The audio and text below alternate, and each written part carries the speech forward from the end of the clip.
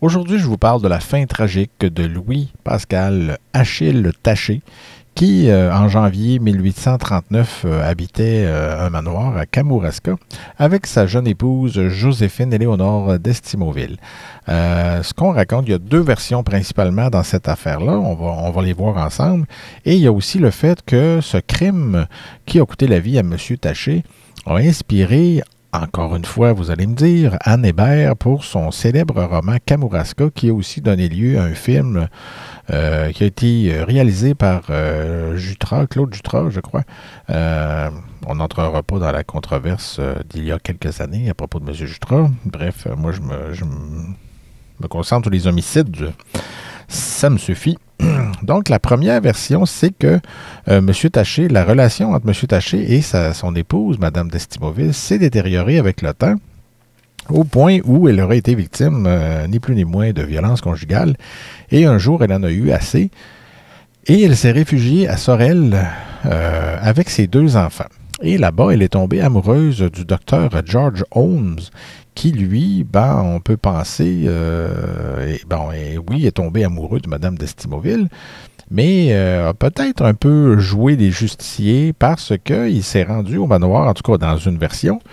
Donc, dans un premier temps, il s'est rendu au manoir de M. Taché pour essayer de l'empoisonner, mais ça n'aurait pas fonctionné. Et selon une version, il aurait finalement achevé sa besogne en le frappant à coups de pistolet. Ça, c'est une version. On pourrait même dire qu'il y a trois versions, parce qu'il y a une autre version qui dit que M. Taché a été retrouvé dans son manoir avec 2 balles dans la tête. Donc là, est-ce qu'il a été frappé à coup de pistolet? Est-ce qu'il s'est fait tirer, tout simplement? Est-ce qu'il y a eu des... Et l'autre version nous vient de Raymond Boyer, cet auteur là, dont j'ai parlé plusieurs fois dans mes précédentes balados, qui a publié un livre qui ne se démode pratiquement pas au cours des années 60. Et selon sa version à lui, il implique même une servante. Donc, M. Holmes aurait essayé d'empoisonner M. Taché par l'entremise d'une servante, ce qui n'aurait pas fonctionné davantage. Donc, c'est là qu'il se serait tourné vers la version présentée par M. Boyer, c'est-à-dire que là, ça ne se passe plus dans le manoir de la victime. Ça se passe le long de la route. J'imagine que il avait dû emmener un peu de tabac pour fumer parce qu'en plein mois de janvier, c'est pas bien chaud. Et il l'aurait assassiné, d'un coup de carabine ou de fusil de chasse. Le calibre n'est pas précisé, malheureusement. M. Holmes n'a pas assumé, évidemment, son crime parce qu'il a pris la fuite aux États-Unis en laissant sa jeune maîtresse derrière lui. Donc voilà, c'est un peu triste. C'est étrange parce qu'il accepte où, il tue M. Taché pour elle, mais finalement, après, peut-être qu'il a pris panique et il n'a pas assumé jusqu'au bout sa décision. Donc, il a pris la fuite aux États-Unis. Il y a eu une demande d'extradition qui a été demandée et ça a été refusé. Donc, M. Holmes a pu se prélasser au soleil ou, peut-être qu'il n'était pas en Floride non plus. Mais il a pu dormir sur ses 2 oreilles à partir de ce moment-là. Donc, d'un autre côté, la justice au Québec avait besoin d'un ou d'une coupable. Donc, on a poursuivi Mme d'Estimauville, Joséphine de son prénom, du meurtre de son mari.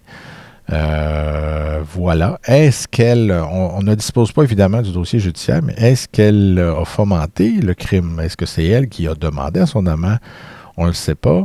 Est-ce qu'elle savait seulement? Elle n'était peut-être pas au courant non plus.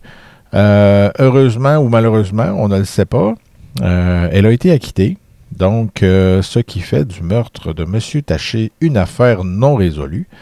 Évidemment, les affaires non résolues ne sont pas que modernes, parce qu'on sait que, les gens, il y a une panoplie de personnes qui s'intéressent aux affaires non résolues, parce que, il y a un côté mystérieux à ça, c'est intéressant. D'autres qui jouent aux enquêteurs privés pour essayer de résoudre et tout ça. C'est sûr qu'on a plus de chances de s'intéresser à des cas plus récents parce qu'on dit, en tout cas, on laisse entendre qu'on a plus de chances de pouvoir les résoudre, de pouvoir faire la différence parce qu'il y a encore des personnes de vivantes. Mais ça reste que même si ça fait plus d'un siècle, les affaires non résolues sont des affaires non résolues. Et pour la plupart, il faut l'admettre, ne seront jamais résolues. Et cette affaire-là a inspiré Anne Hébert à écrire son roman Kamouraska, Comme dans la vraie vie, l'action se passait à Kamouraska. Je vais être honnête avec vous, je n'ai pas vu le film là, pour l'analyser, ni lu le roman, comme je l'ai fait avec Les Fous de Bassin.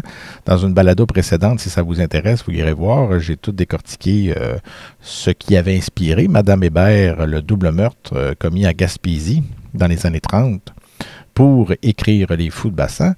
Dans ce cas-ci, bon, j'ai pas analysé tout, là, mais c'est quand même, je pense, unique dans l'histoire du Québec qu'une grande romancière s'est inspirée au moins à 2 reprises de crimes, de meurtres, là, d'homicides, de crimes sordides pour écrire un roman. Alors, voilà, je vous laisse là-dessus et à bientôt. Au revoir.